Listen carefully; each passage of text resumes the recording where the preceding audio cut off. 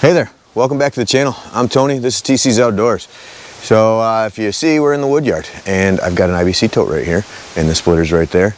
And this is gonna be my first tote of bundle firewood for next year. First ever. We'll see how high we can go. I'm gonna try to stack it up over the railing, kind of like Mountaintop Outdoors does. I'm not sure how high I can go before the coyote won't pick it up, but we're gonna find that out together.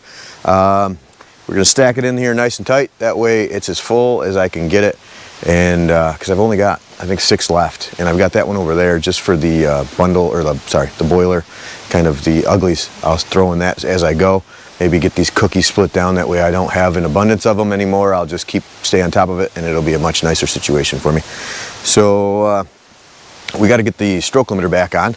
I took it off to do all that boiler wood. And one of the drawbacks, if you're not familiar with the splitter, I have a Countyline 40-ton Tractor Supply box door splitter, and it has served me well for the last 3 years. I just added this stroke limiter situation on here, so it's just these 2 eye bolts. I tap these holes. There's a full video of that, kind of. I'll throw a link in. But the only downfall of them is they get bent. So when I was doing that boiler wood and I didn't have the stroke limiter on there to stop the wedge, if something got stuck on the wedge, it would go back, and instead of hitting the log strippers, it would hit those eye bolts, and they're pretty bendy and pretty soft, and they get bent up. But just straighten it back out. It's not that huge of a deal. And eventually, if they get too bent up to use anymore, I'll just replace them. They're only like $3, but either way, just the drawback, something to note if you're going to do something like this on your splitter. There's a good chance you're going to bend these. So, all right, let's get the splitter fired up, and we'll go from there. Here we go.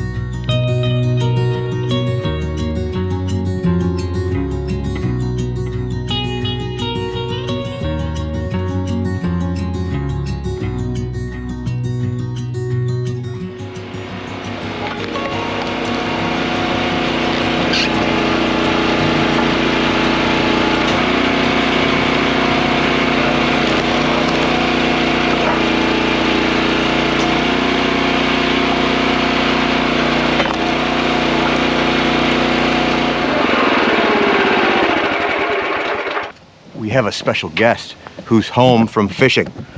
So I know that most of you guys are gonna say, well, it's summer vacation, why aren't your kids out there helping you? My son was out in the Big Lake, Ontario, practicing for the Pro-Am that's happening down in Sodus Point this weekend. And they were doing, him and my friend Abe were out there doing some scouting, I think is what was going on. So how did it work out? Not good. Not good? You didn't catch nothing? No. At all? No. Oh my goodness. Well, he got up at 4:30 in the morning for nothing, folks. That's a bummer. Yeah, he still had fun. So he's got a baseball game this afternoon. But I'm glad he's here because he could help me maybe stack this tote while I split. And then we can speed up the process for a little while. So that's what we're going to do. Thanks for coming home, Austin. All right. Let's, I got to change the batteries and we'll get going.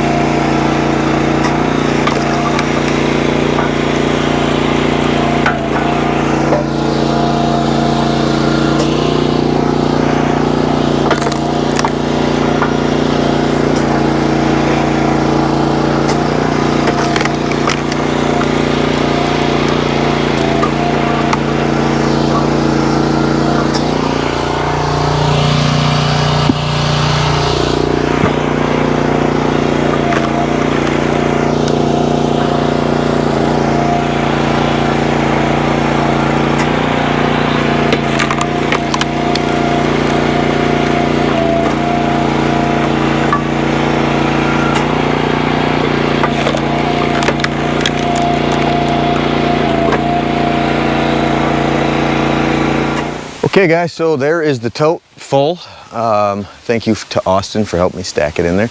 Now we're gonna see if the Kioti will pick it up.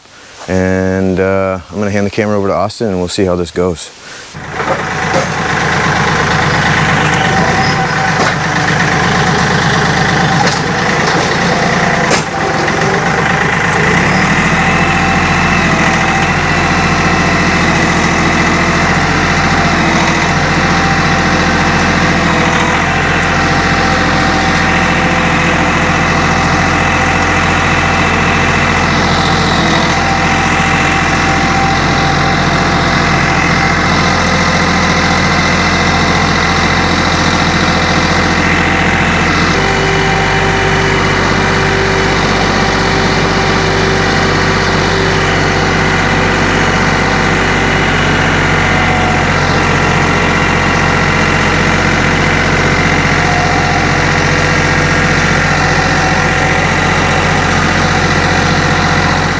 Okay guys, so the Kioti tractor had no problem lifting the tote. The only problem was the back tires were a little light. We were a little light on ballast weight back here. Right now I just have the carry-all on the back of the tractor and some concrete chunks that have been kicking around the yard since we poured the pad for the boiler. And until now it's worked out pretty good for ballast, but that's probably the heaviest thing I've picked up so far. And I'll have to think of something else. I would like to get a ballast box anyway. This thing sticks off the back quite a ways and I run into stuff with it. So I've hit trees backing up. The other day I hit the splitter when I was taking logs out of the pile, and not hard, just enough to know it was there, you know. So I think something a little smaller profile with a little more weight in it would be better. But either way, that'll have to do for now. I'm gonna get another tote filled up. But a big thank you to Austin for helping me stack into that tote. That sped me up quite a bit. Wish him luck. Tomorrow is Big Fish Friday. If they catch the biggest fish, they win $1,000, so that's pretty awesome. Getting up at 4:30 in the morning and not catching a fish today did not deter the boy. He's gonna get up and do it all over again tomorrow, so I like that. But either way, if you're into this kind of stuff, guys, come on back. We'll do more cutting, splitting, stacking, you know, the whole deal. But that's gonna do it, so take care, guys. We'll see you.